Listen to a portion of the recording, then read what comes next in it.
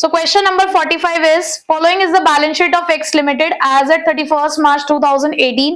Proper एक balance sheet है, notes to accounts है, एडिशनल इंफॉर्मेशन भी है, prepare a cash flow statement, यानी कि तीनों चीजें बनानी है। आप सबसे पहले एडिशनल इंफॉर्मेशन की तरफ एक बार नजर डाल लीजिए, क्योंकि जब आप क्वेश्चन को सॉल्व करेंगे तो पता होना चाहिए कि क्या क्या चीजें हमें कंसिडर करनी है। एडिशनल इंफॉर्मेशन नंबर 1 है that rupees 1,12% debentures were issued on 1 अप्रैल, यानी कि आपने ना कई डिबेंचर्स इशू करे होंगे, तो उन्होंने आपको ये बता दिया कि शुरुआत में 2017 की शुरुआत में आपने डिबेंचर्स इशू कर दिए थे। ये इन्फॉर्मेशन कब यूज होगी? जब आपको इंटरेस्ट का कैलकुलेशन करना होगा। Second, during the year a piece of machinery costing rupees 80,000 on which accumulated depreciation was 40,000 was sold at a gain of 10,000। उन्होंने कहा कि आपने एक अपनी 80,000 की मशीन जो खरीदी थी, जिसपे अब तक आपने 40,000 का डेप्रिसिएशन लगाया, उसे आपने 10,000 के प्रॉफिट पे बेच दिया। तो कहीं ना कहीं ये इन्फॉर्मेशन भी हमारी इन्वेस्टिंग ऑपरेटिंग दोनों जगह पर काम आने वाली है, उसको हम तभी देखेंगे। हमें ऑपरेटिंग एक्टिविटी की शुरुआत करनी है, और ऑपरेटिंग एक्टिविटी की शुरुआत करने के लिए आपको चाहिए होता है net profit before tax and extraordinary item. मैंने पूरा क्वेश्चन देख लिया है, नजर डाल लिया एक बार क्वेश्चन की तरफ, कहीं मुझे कोई एक्स्ट्राऑर्डिनरी आइटम नहीं दिखी है, तो मैंने सीधे सिर्फ इतना लिख दिया नेट प्रॉफिट आफ्टर टैक्स। और ये हमें कहां से मिलेगा? क्वेश्चन में सबसे पहले देखते हैं रिजर्व्स एंड सरप्लस को। नेट प्रॉफिट आफ्टर टैक्स आपको हमेशा मिलेगा रिजर्व्स एंड सरप्लस में, बट रिजर्व्स एंड सरप्लस में भी आप एक चीज ध्यान रखना कि अगर कभी नोट नंबर दे रखा है तो यहां से डायरेक्टली डिफरेंस मत लिखना, ठीक है? अगर ये नोट नंबर नहीं होता तो मैं सीधे आपसे कहती डिफरेंस लिख दो भाई, 3 लाख था पहले, 6 लाख अब हो गया, 3 लाख का प्रॉफिट होगा। क्योंकि हमें यहाँ पे नोट नंबर लिखा हुआ है, आप नीचे की तरफ आइए, यहां लिखा है सरप्लस। सरप्लस है आपका पहले 3 लाख का, अब 6 लाख का हो गया है, तो इसका मतलब इस साल का प्रॉफिट कितना रहा होगा? 3 लाख। समटाइम्स क्या होता है ना, जनरल रिजर्व भी दे रखा होता है नोट्स के अंदर ही, तो इसलिए एक बार देख लेना ही सही रहता है। तो यहां पर आपको पॉजिटिव बैलेंस मिल गया है, तो इसका मतलब हमारे लिए प्रॉफिट है। उसके बाद याद करो इसमें क्या ऐड करते हैं, पीपी टाइप, जहां पर पहला पी था हमारे लिए प्रोविजन फॉर टैक्स। तो प्रोविजन फॉर टैक्स अगर मैं ढूंढूं यहां पर क्वेश्चन के अंदर, तो शॉर्ट टर्म प्रोविजंस हैं, उसके नीचे नोट्स टू अकाउंट्स के अंदर आपको दिख रहा है प्रोविजन फॉर टैक्स, देखा? अब प्रोविजन फॉर टैक्स का ओपनिंग क्लोजिंग बैलेंस है, कोई एडिशनल इंफॉर्मेशन नहीं थी। तो याद करिए मैंने आपको बताया था कि जब आप यहां पर ऐड करते हैं एज पर योर पीपीटाई का पी, जो किस चीज के लिए है? Yes, provision for tax. को अभी भी एक्रोनिम याद नहीं है, फॉर्मेट नहीं पता है, तो एक बार जाके पहले फॉर्मेट रिवाइज करना है, फिर उसके बाद करना है, ठीक है? तो प्रोविजन फॉर टैक्स के अंदर आपके पास प्रीवियस ईयर है 1,65,000 और करंट ईयर का प्रोविजन है 2 लाख। तो हम यहाँ पे कौन से वाला ऐड करते हैं? Current year. हम यहाँ पर ऐड करेंगे करंट ईयर, अगर कोई अदर इंफॉर्मेशन गिवन नहीं है तो। सेकंड पी था हमारे पास प्रपोज्ड डिविडेंड, है क्या? वो एडिशनल इंफॉर्मेशन से पता चल जाता है, नहीं था, मैंने इसलिए कहा था एडिशनल इंफॉर्मेशन पढ़ लेनी चाहिए। पीपीटाई टी ट्रांसफर टू जनरल रिजर्व, आपने रिजर्व्स एंड सरप्लस पे नजर डाल ली थी, कोई जनरल रिजर्व था नहीं। आई इंटरिम डिविडेंड भी नहीं था। E extraordinary item, extraordinary item थी नहीं, इसका मतलब यहीं पे कहानी खत्म हो गई है, कोई रिफंड ऑफ टैक्स वगैरह कुछ भी नहीं है। तो ये आ चुका है आपका नेट प्रॉफिट बिफोर टैक्स, ठीक है? तो इसको हम यहाँ पे लिख देते हैं net profit before tax, and यहां पर हम पूरा लिख देते हैं एक्स्ट्रा ऑर्डिनरी आइटम्स, ठीक है? चलो अब इसके अंदर ऐड करते हैं क्या? Non cash and non operating expenses, जिसके लिए हमने याद किया है पेड लॉस। पेड लॉस, जहां पर पी का मतलब होता है प्रीमियम पेड। कहीं से कहीं तक मुझे यहाँ पे प्रीमियम नहीं दिखा, हमने क्वेश्चन को एक बार रीड कर लिया था, ठीक है? ए अमोर्टाइजेशन, अमोर्टाइजेशन होता है हमेशा इनटेंजिबल एसेट्स का।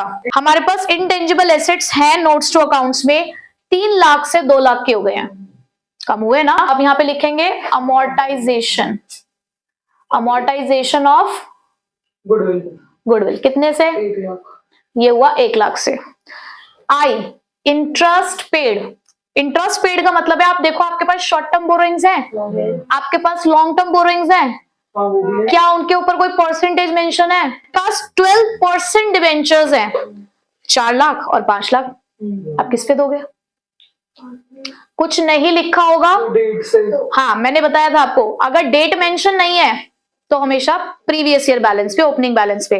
बट उन्होंने कहा यहाँ डेट दी कि आपके पास ये जो 1 लाख के एक्स्ट्रा आए हैं ना, स्टार्टिंग में ले लिया था आपने पैसा, 4 लाख थे आपके पास, 1 लाख के आपने और ले लिए, 5 लाख रुपए इस्तेमाल किया आपने पूरे साल, तो पूरे 5 लाख का 12% आप इंटरेस्ट पे करेंगे। तो यहां आप लिखेंगे इंटरेस्ट ऑन 12% डिबेंचर, 5 लाख का 12%। उसके बाद डी, डेप्रिसिएशन। डेप्रिसिएशन तो आपको क्वेश्चन में 5th नोट्स टू अकाउंट्स में अगर आप देखें तो सेपरेटली दे रखा है, एक्यूमुलेटेड डेप्रिसिएशन। अब यहां से रिलेटेड भी एक बात समझो, जब भी कभी आपको इस तरीके से एक्यूमुलेटेड डेप्रिसिएशन दे रखा हो, अगर कोई तीसरी इंफॉर्मेशन नहीं है तो डिफरेंस लिख देना। जैसे कि 1 लाख से 2 लाख है ना, तो इसका मतलब 1 लाख का डेप्रिसिएशन रहा होगा। बट क्योंकि हमारे पास एक तीसरी इंफॉर्मेशन थी इसके बारे में, तो इसका मतलब डेप्रिसिएशन ज्यादा का होगा, कुछ और होगी कहानी। तो देखो जरा, एक्यूमुलेटेड डेप्रिसिएशन अकाउंट बनाएंगे। एक्यूमुलेटेड डेप्रिसिएशन अकाउंट हम बनाएंगे, ठीक है, जिसका बैलेंस होता है क्रेडिट, ठीक है। तो ओपनिंग बैलेंस है आपके पास 1 लाख,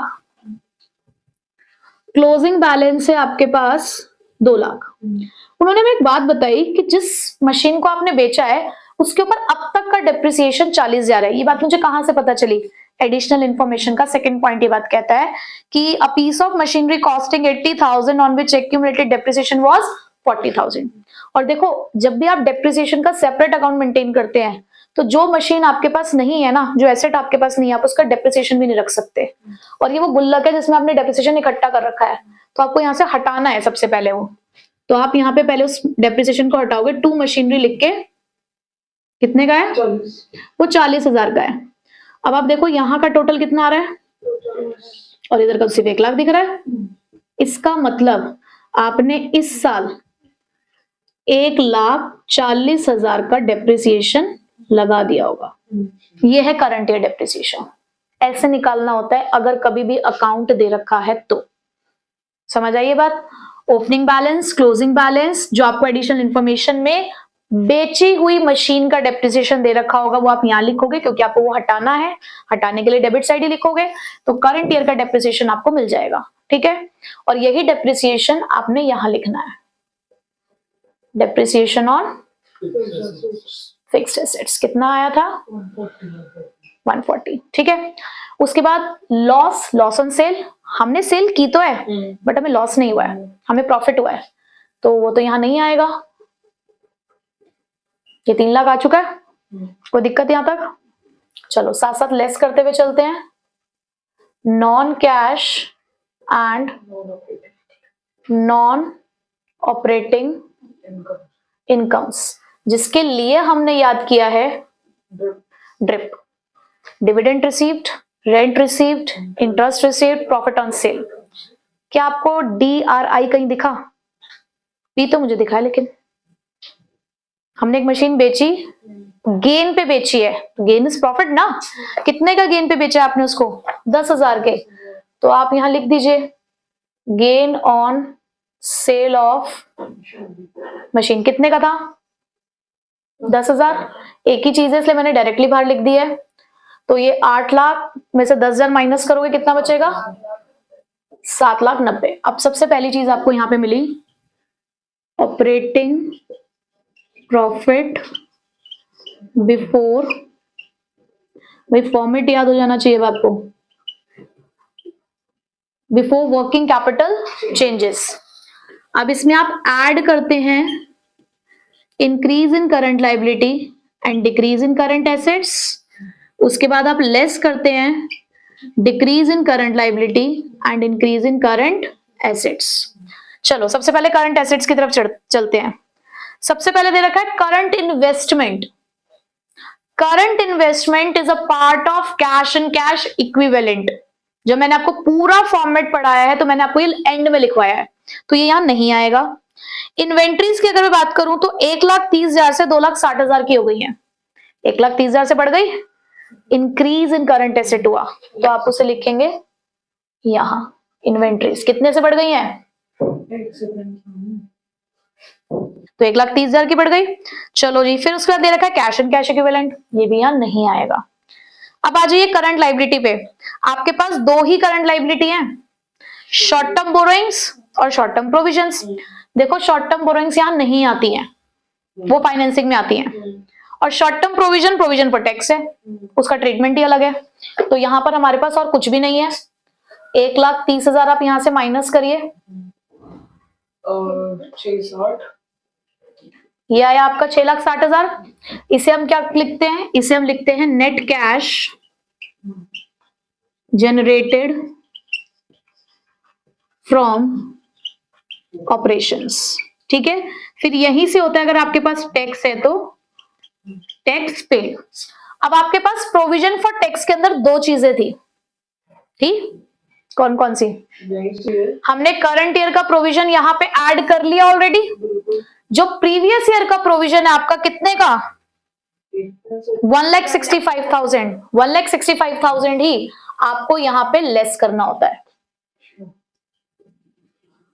चलिए बताइए जरा क्या आंसर आया। तो आपका आंसर आया है, आपका आंसर आया 4,95,000, और क्योंकि ये पॉजिटिव आंसर है तो हम क्या लिखेंगे, net cash flow from operating activities. ठीक है, ऑपरेटिंग एक्टिविटी होगी कंप्लीट, समझो 50% क्वेश्चन आपने सॉल्व कर लिया।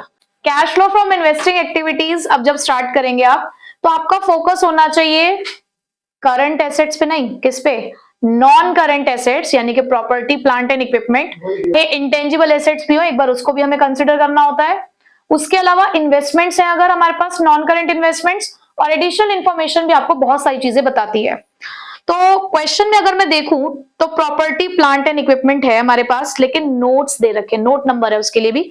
तो नीचे डिटेल में देखते हैं। हमारे पास मशीन 20 लाख से 26 लाख की होती हुई दिख रही है, कि 2017 में 20 लाख की थी, अब 26 लाख की हो गई है, इसका मतलब 6 लाख से बढ़ गई है।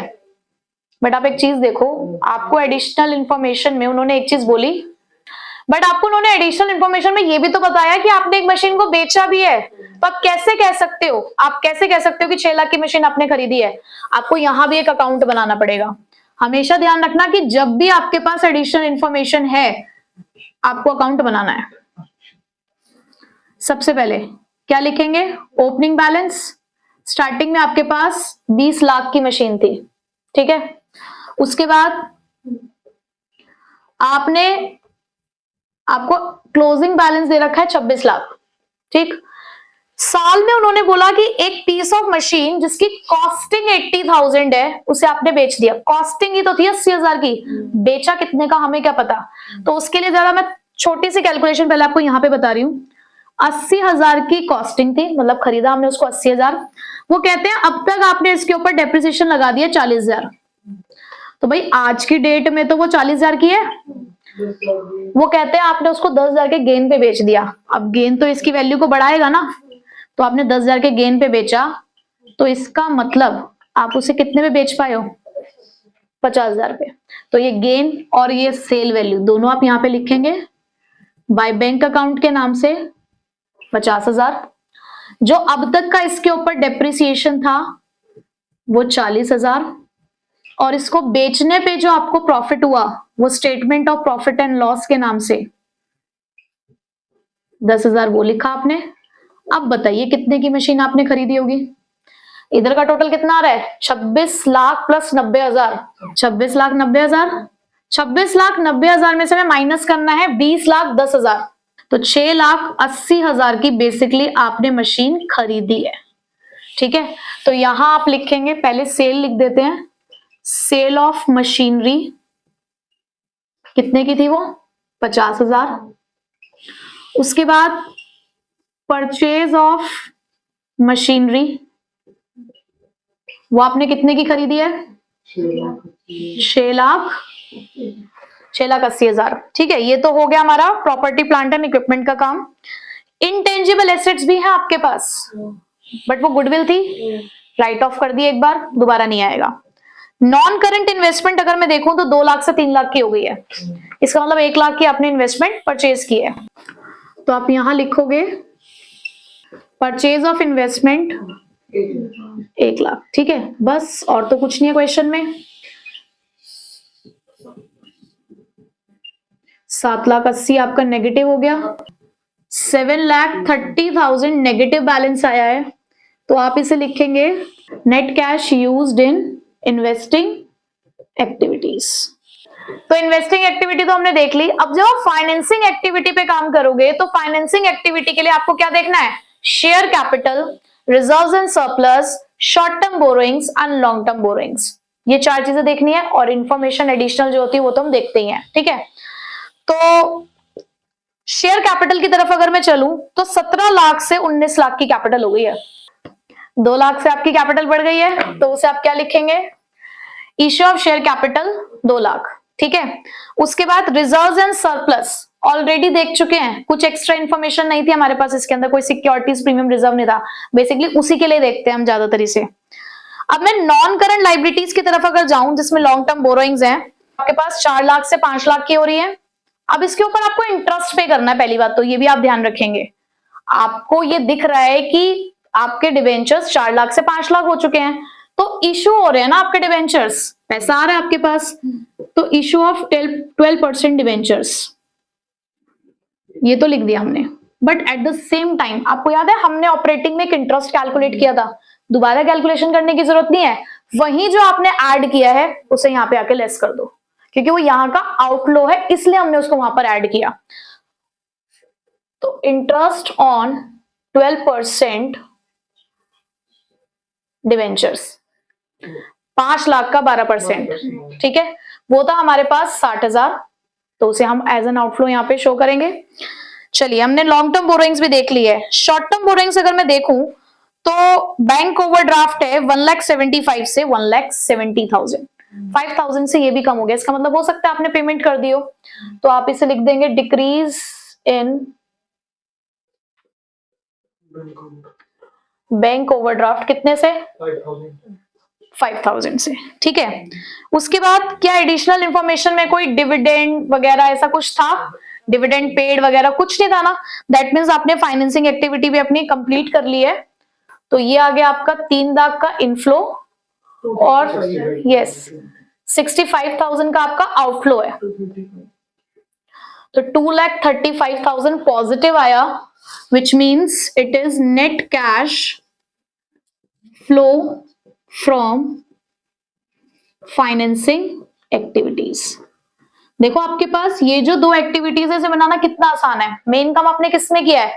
ऑपरेटिंग में। बस लास्ट अब आपको एक काम और करना है और उसके बाद कैश फ्लो स्टेटमेंट। तीनों एक्टिविटीज को बनाने के बाद आपको नेट इफेक्ट निकालना होता है, जिससे आपको ये पता चलेगा कि आपके कैश एंड कैश इक्विवेलेंट में इंक्रीमेंट हुआ या वो कम हो गए, जिसके लिए आपको करना होता है A plus B plus C। अभी A plus B plus C क्या है? आपने A बनाई थी ऑपरेटिंग एक्टिविटी, उससे आपका आंसर आया था, क्या आंसर आया था? 4,95,000। उसके बाद आपने B बनाई थी इन्वेस्टिंग एक्टिविटी, जिससे आपका नेगेटिव बैलेंस आया था 7,30,000, और C थी आपकी फाइनेंसिंग एक्टिविटी, जिससे आपका पॉजिटिव बैलेंस आया था 2,35,000। हमें क्या करना है इसको सॉल्व, तो इन दोनों को प्लस अगर हम करें तो इसका नेट इफेक्ट नील आ रहा है। नील मतलब 7,30,000 का ही इनफ्लो है, 7,30,000 का ही आउटफ्लो है, तो यहां पर आप डैश डाल सकते हैं या नील भी लिख सकते हैं, उसमें कोई प्रॉब्लम नहीं है। मैं यहाँ पे नील लिख देती हूँ, ठीक है। तो यहां पर तो मैंने इंक्रीज लिख के छोड़ दिया है। अब इसमें आप ऐड करते हैं opening cash and cash equivalent. अभी opening cash and cash equivalent कहां से मिलेगा आपको? हमने करंट एसेट्स छोड़ दिए थे, याद है, तो उसका ओपनिंग बैलेंस है आपके पास 1,70,000 और कैश एंड कैश इक्विवेलेंट भी दे रखा है 40,000, तो उन दोनों को प्लस करना है अपने यहाँ। 1,70,000 प्लस 40, ये आ गया 2,10,000। तो इसका मतलब आपका आंसर 2,10,000 है, लेकिन ये आपको एक बार टैली करना है अपने closing cash and cash equivalent से। अगर ये सेम आ गया इसका मतलब आपने बिल्कुल करेक्ट किया है। कैसे टैली करेंगे? करंट इन्वेस्टमेंट कितनी दे रखी है क्लोजिंग की, और आप 1,40,000, और आपके पास closing cash and cash equivalent कितना है? 70, ये भी तो 2,10,000 आ रहा है, इसका मतलब आपने बिल्कुल करेक्ट किया काम। तो यहां से आपका आंसर टैली। तो इस तरीके से कंप्लीट कैश फ्लो स्टेटमेंट आपको प्रिपेयर करना होता है। तो 6 नंबर का जो क्वेश्चन आता है उसके अंदर पूरा कैश फ्लो बनाने के लिए भी आ सकता है।